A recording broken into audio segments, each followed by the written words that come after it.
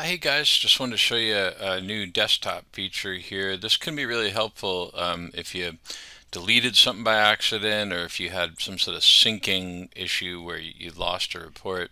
You can show recently deleted reports and then you can actually reestablish them. I don't think I have any, but so that's why. But anyway, this can be, oh, there they are. So here you can kind of see deleted reports and then you could click on them and would you like to restore it, and it shows you when it got deleted. So it's a super short video, but I just wanted everybody to be now I can hide recently deleted reports and it'll make them go away. So thanks, Steve. Super cool feature, but that can help you rescue things that you think you've lost. Three dots right there. All right, thanks.